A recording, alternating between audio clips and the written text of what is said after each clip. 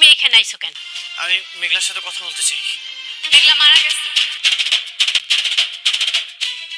আসসালামু আলাইকুম প্রিয় দর্শক, আশা করি আপনারা সবাই মহান আল্লাহর রহমতে ভালো আছেন।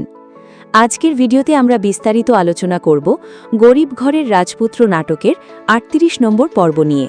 বন্ধুরা, ৩৭ নম্বর পর্ব শেষ হয়েছে এমন এক জায়গায় যেখানে দর্শকদের মনে অসংখ্য প্রশ্ন তৈরি হয়েছে।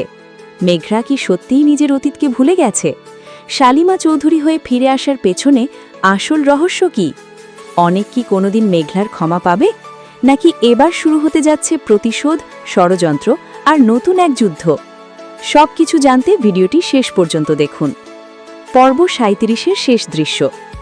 পর্বের শেষ মুহূর্তে আমরা দেখি অনেক সবকিছু হারিয়ে মেঘলার খোঁজে শালিমা গ্রুপের বিশাল বাড়িতে পৌঁছে যায়।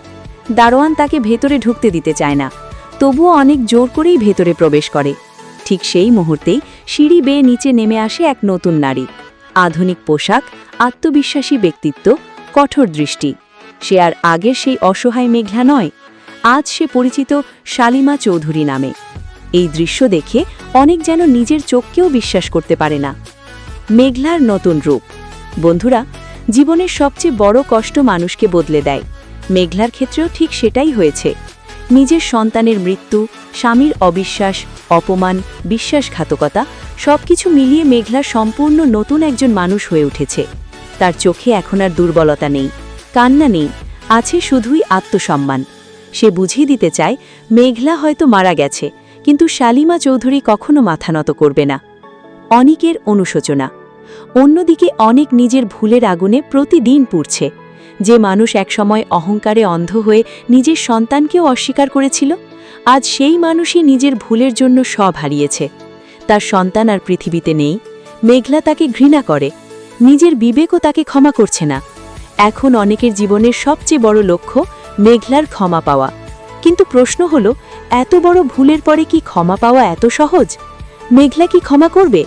মেঘলার মনে এখনও ভালোবাসা আছে, নাকি সব শেষ হয়ে গেছে? এটাই এখন সবচেয়ে বড় প্রশ্ন।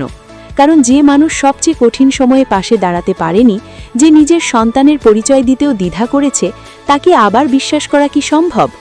এই প্রশ্নই মেঘলাকে প্রতিদিন তাড়া করে বেড়াচ্ছে। রাতুলের নতুন ষড়যন্ত্র। এদিকে জেল থেকে জামিনে বের হয়ে এসেছে রাতুল, আর সে এবার আগের চেয়েও ভয়ঙ্কর। তার একটাই লক্ষ্য, অনিক এবং মেঘলাকে কোনোদিন এক হতে না দেওয়া।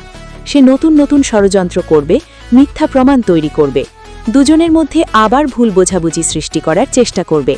শুধু তাই নয়, ওমর খানও যদি রাতুলের সঙ্গে হাত মিলিয়ে ফেলে, তাহলে সামনে আরও বড় বিপদ অপেক্ষা করছে। বৃষ্টির জীবনে নতুন মোড়। অন্যদিকে বৃষ্টির জীবনেও শুরু হয়েছে নতুন এক অধ্যায়। সে বুঝতে পেরেছে অনিকের হৃদয়ে আজও শুধু মেঘলাই আছে। এই বাস্তবতা মেনে নেওয়া তার জন্য খুব কঠিন। ঠিক তখনই সাব্বির আবারও বৃষ্টির পাশে দাঁড়াতে চায়। সে হয়তো নতুন করে সম্পর্ক শুরু করার প্রস্তাব দেবে, কিন্তু বৃষ্টি কি রাজি হবে, নাকি অতীতের স্মৃতি তাকে আটকে রাখবে? এর উত্তর মিলবে আগামী পর্বে। সন্তানের মৃত্যুর রহস্য। বন্ধুরা, এখানেই শেষ নয়, এবার সামনে আসতে পারে আরও বড় রহস্য। মেঘলা এবং অনিকের সন্তানের মৃত্যু কি সত্যি শুধু একটি দুর্ঘটনা ছিল, নাকি এর পেছনে লুকিয়ে আছে নতুন কোনো ষড়যন্ত্র? অনেক দর্শকের ধারণা চাচা চাচির ভূমিকা আবারও সামনে আসতে পারে। যদি সত্যি এমন হয়, তাহলে পুরো গল্পটাই নতুন মোড় নেবে। আগামী পর্বের সম্ভাব্য টুইস্ট।